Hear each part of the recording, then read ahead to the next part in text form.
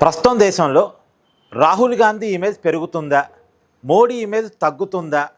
ఇప్పుడు ఈ చర్చని కొంతమంది మేధావులు బలంగా ముందుకు తీసుకెళ్తున్నారు. రాహుల్ గాంధీ ఇమేజ్ పెరుగుతుందని, మోడీ ఇమేజ్ తగ్గుతుందని చెప్తున్నారు. రాహుల్ గాంధీ ఇమేజ్ పెరిగింది అంటానికి వాళ్ళు చూపిస్తున్నటువంటి ఉదాహరణ ఏంటంటే 2014 పార్లమెంటు ఎన్నికల్లో కాంగ్రెస్ పార్టీ కేవలం 52 పార్లమెంటు స్థానాలు మాత్రమే గెలవగలిగింది. రాహుల్ గాంధీ ప్రతిపక్ష నాయకుడు కూడా కాలేకపోయాడు. కానీ 2024 ఎన్నికల్లో కాంగ్రెస్ పార్టీ 99 పార్లమెంటు స్థానాలు గెలవగలిగింది. ఇవాళ లోక్సభలో రాహుల్ గాంధీ ప్రతిపక్ష నాయకుడిగా ఉన్నాడు. 2014లో ప్రతిపక్ష నాయకుడు కాలేకపోయిన రాహుల్ గాంధీ 2024లో ప్రతిపక్ష నాయకుడు కాగలిగాడు. సీట్లు కూడా దాదాపు డబల్ అయ్యాయి. కాబట్టి రాహుల్ గాంధీ ఇమేజ్ పెరిగినట్టుగా కొంతమంది చూపిస్తున్నారు. అలాగే మోడీ ఇమేజ్ తగ్గటానికి కూడా ఈ మధ్యకాలంలో జంజీ ఉద్యమం, తర్వాత బాంకీపూర్లో బీజేపీ ఓటమి, ఇవన్నీ చూపిస్తున్నారు. అందులో 2024 పార్లమెంట్ ఎన్నికల్లో 60 సీట్లు భారతీయ జనతా పార్టీ తగ్గాయి కదా, దాన్ని కూడా ఎగ్జాంపుల్గా చూపిస్తున్నారు. కానీ నేనేమంటానంటే మోడీ గారి ఇమేజ్ కొంత తగ్గిన మాట వాస్తవమే. 2014లో మోడీ గారికి ఉన్న ఇమేజ్ ఇప్పుడు కొంత లేదు, తగ్గిన విషయం కళ్ళ ముందు కనపడుతుంది. 2024 ఎన్నికల్లో 60 సీట్లు బీజేపీకి తగ్గటం కావచ్చు, స్వయంగా వారణాసిలో మోడీ గారి మెజార్టీ తగ్గటం కావచ్చు, ఉత్తరప్రదేశ్లో అంటే బీజేపీ కంచుకోటగా ఉన్నటువంటి ఉత్తరప్రదేశ్లో ఎన్డీఏ కూటమి కంటే ఇండీ కూటమికి ఎక్కువ స్థానాలు రావటం కావచ్చు, మహారాష్ట్రలో కూడా ఎన్డీఏ కూటమి కంటే ఇండీ కూటమికి ఎక్కువ స్థానాలు రావటం కావచ్చు. అంటే ఇవన్నీ కొంత కళ్ళ ముందు కనపడుతున్నాయి మోడీ గారి ఇమేజ్ తగ్గింది అని చెప్పడానికి. అందులో ఈ మధ్యకాలంలో జంజీ ఉద్యమం, ఇవన్నీ తర్వాత బాంకీపూర్ ఓటమి, ఒకదానికొకటి కొనసాగింపులో కొంత అర్థమవుతుంది. అయితే మోడీ గారి ఇమేజ్ తగ్గటానికి కొన్ని కొలమానాలు తీసుకోవాలి. సహజంగా ఏ ప్రధానమంత్రి అయినా వరుసగా 2 సార్లు అధికారంలో ఉన్నాడు అంటే ఏ ప్రభుత్వం అయినా సరే సహజమైన వ్యతిరేకత ఎంతో కొంత వస్తుంది. వరుసగా 2 సార్లు అధికారంలో ఉండి 3వసారి కూడా అధికారాన్ని సంపాదించడం అంటే చిన్న విషయం కాదు. అది మోడీ గారికి మాత్రం సాధ్యమైంది. అంతకుముందు గుజరాత్లో వరుసగా ముఖ్యమంత్రిగా ఉంటూ వచ్చారు ఆయన. తర్వాత దేశ ప్రధాని అయిన తర్వాత కూడా ఇప్పుడు వరుసగా 3వసారి. ఇప్పుడు వరుసగా 3వసారి అధికారంలోకి రాగలిగాడంటేనే చాలా గొప్ప. తన మీద ఉన్న వ్యతిరేకతని అధిగమించి తనకి గెలవగలుగుతున్నాడు మోడీ గారు.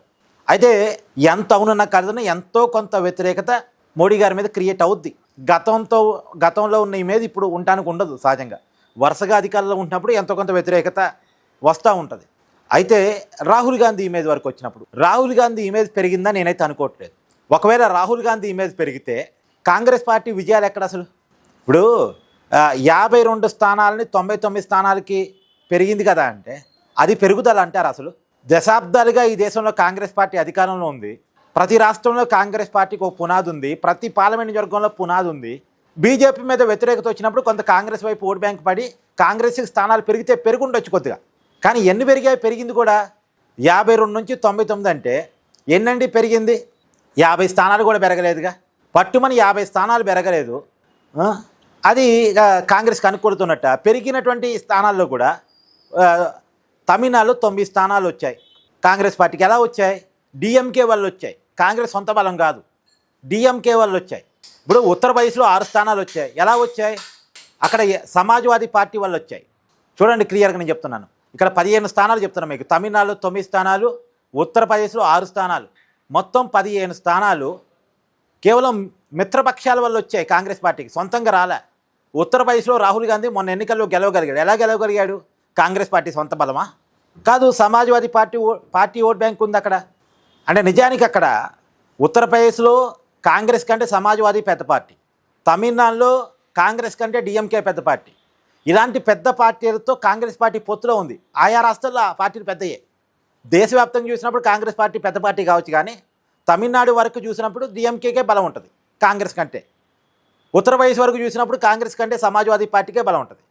అంటే ఆ లోకల్లో బలమున్న పార్టీలతో కాంగ్రెస్ పార్టీకి పొత్తు ఉండటం వల్ల 2024లో కొంత కాంగ్రెస్ పార్టీకి సీట్లు పెరిగాయి. ఇది నిజం. ఇప్పుడు మీకు కావాలంటే బీజేపీ విషయంలో కూడా చెప్తా. ఇప్పుడు బీజేపీకి ఆంధ్రప్రదేశ్లో పెద్ద బలం లేదు, కానీ తెలుగుదేశం పార్టీతో జనసేన పార్టీతో పొత్తు పెట్టుకోవడం వల్ల 3 పార్లమెంట్ స్థానాలు బీజేపీ ఆంధ్రప్రదేశ్లో గెలవగలిగింది. అలాగే కాంగ్రెస్ పార్టీ కూడా తన మిత్రుల వల్ల కొన్ని స్థానాల్లో లబ్ధి పొందింది. దానివల్ల కాంగ్రెస్ పార్టీ కొన్ని స్థానాలు పెరిగినట్టు కనపడుతుంది. ఆటోమేటిక్గా బీజేపీ వ్యతిరేకత కూడా కొద్ది గొప్ప కాంగ్రెస్ కలిసి వచ్చింది, కొద్ది స్థానాలు పెరిగాయి. కానీ పెరిగింది కూడా ఎంత పెరిగాయి? 100 స్థానాలు దాటలేకపోయింది కాంగ్రెస్ పార్టీ. దశాబ్దాల తరబడి కేంద్రంలో అధికారంలో ఉన్న పార్టీ 100 స్థానాలు సంపాదించలేకపోయింది. నిజానికి ఒకటే కొలమానండి. రాహుల్ గాంధీ ఇమేజ్ కనుక పెరుగుంటే కాక్రోజులు ఎందుకు పుట్టుకొచ్చేవాళ్ళు? కాక్రోజులకి స్కోప్ ఎక్కడ ఉండేది అసలు? ఎప్పుడైనా మోడీ మీద వ్యతిరేకత ఉంది, ఆ మోడీ వ్యతిరేకతలోకి రాహుల్ గాంధీ వెళ్ళలేనప్పుడే మూడో వ్యక్తి వెళ్తాడు. ఇప్పుడు మూడో వ్యక్తి కాక్రోజులు వెళ్ళగలిగారు అంటే ఆ అవకాశాన్ని ఇచ్చింది ఎవరు? రాహుల్ గాంధీ కదా. రాహుల్ గాంధీ మీద నమ్మకం లేకనే మోడీకి వ్యతిరేకంగా ఇంకెవరన్నా వస్తే బాగుండు అనుకుంటున్నారు. చివరికి కాంగ్రెస్ పార్టీ పరిస్థితి ఎలా ఉందంటే, ఈ బీజేపీ వాళ్ళు ప్రాంతీయ పార్టీని తినేస్తే బాగుండు అనుకునే పరిస్థితిలో ఉన్నారు. ఇప్పుడు మమతా బెనర్జీ ఓడిపోయింది, రాహుల్ గాంధీ హ్యాపీ. ఉద్ధవ్ థాకరే పార్టీ చీలిపోతుంది, రాహుల్ గాంధీ హ్యాపీ. శరద్ పవార్ పార్టీని చీల్చేస్తారట, రాహుల్ గాంధీ హ్యాపీ. సమాజ్వాదీ పార్టీని చీల్చేస్తారట, రాహుల్ గాంధీ హ్యాపీ. ఎందుకు హ్యాపీ?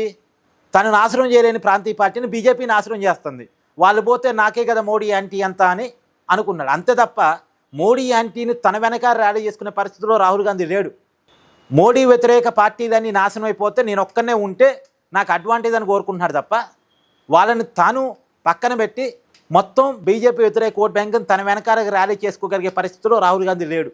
అంతెందుకండి, ఇవాళ ఆమ్ ఆద్మీ పార్టీ కూడా సరే, ఇప్పుడంటే ఆ పార్టీ పరిస్థితి కూడా బాగాలేదు, కానీ మధ్యలో ఆమ్ ఆద్మీ పార్టీ కూడా ఈ దేశంలో చాలా రాష్ట్రాల్లో పోటీ చేసి పర్ఫార్మెన్స్ చూపించుకోగలిగింది. ఢిల్లీలో, పంజాబ్లో అధికారాన్ని సంపాదించగలిగింది. నార్త్ ఇండియాలో అసలు కాంగ్రెస్ పార్టీ ఎక్కడ? ఒక ప్రాంతీయ పార్టీ ఆమ్ ఆద్మీ పార్టీ ఢిల్లీలో కాంగ్రెస్ను ఓడించి పుట్టిన పార్టీ. ఆ పార్టీ కూడా నార్త్ ఇండియాలో ఎదిగింది. ఇలా కాంగ్రెస్ పార్టీ నార్త్ ఇండియాలో వాషౌట్ అయిపోయే పరిస్థితి కదా. ఏ రాష్ట్రంలో అధికారం ఉంది? ఒక హిమాచల్ ప్రదేశ్లో తప్ప. అసలు ఇంకోటి, కాంగ్రెస్ పార్టీ ఈ దేశంలో ఏ రాష్ట్రంలో కూడా ఒకసారి అధికారాన్ని అనుభవించిన తర్వాత మళ్ళీ సెకండ్ టైం గెలవగలుగుతుంది ఎక్కడ? సెకండ్ టైం అధికారాన్ని సంపాదించగలుగుతుంది ఎక్కడ? ఇలా కాంగ్రెస్ పార్టీ చేతగాంతనం వల్లే, రాహుల్ గాంధీ చేతగాంతనం వల్లే కదా బీజేపీ దాదాపు 70-75% రాష్ట్రాల్లో పాగా వేయగలిగింది. బీజేపీ అవ్వాని 2014 నుంచి ఇప్పటి వరకు ఏ స్థాయిలో కాంగ్రెస్ పార్టీ అడ్డుకోగలిగింది? ఏమైనా అడ్డుకోగలిగిందా? ఇప్పటికీ కూడా బీజేపీ మీద వ్యతిరేకత వస్తే, మోడీ మీద వ్యతిరేకత వస్తే ఏమన్నా నాకు సీట్లు పెరుగుతాయి, అది కూడా మోడీ వ్యతిరేకతని చీల్చుకునే వాళ్ళు లేకపోతే నాకు సీట్లు పెరుగుతాయి అనే ఆలోచనలో కాంగ్రెస్ పార్టీ ఉంది తప్ప నా మీద నమ్మకంతో నాకు అధికారాన్ని ఒప్పచెప్తారు అనుకునే పరిస్థితులు కాంగ్రెస్ పార్టీ లేదు. రాహుల్ గాంధీ నాయకత్వం లేదు. మరి రాహుల్ గాంధీ మీద ఏ రకంగా పెరిగినట్టు? అయితే మోడీ గారి మీద మాత్రం గతంతో పోల్చినప్పుడు ఖచ్చితంగా తగ్గింది. అది వరకు ఒప్పుకుంటా నేను. తగ్గింది అంటే కళ్ళ ముందు కారణాలు కనబడుతుంది. వరుసగా అధికారంలో ఉన్నప్పుడు సహజంగా తగ్గిద్ది. కానీ ఎంత తగ్గినా ఇంకా మోడీ గారే పైన ఉన్నారు. చూడండి, అంటే ఒక్కసారి పీక్స్కి పోయారు, పీక్స్కి పోయిన తర్వాత కొద్దిగా తగ్గారు.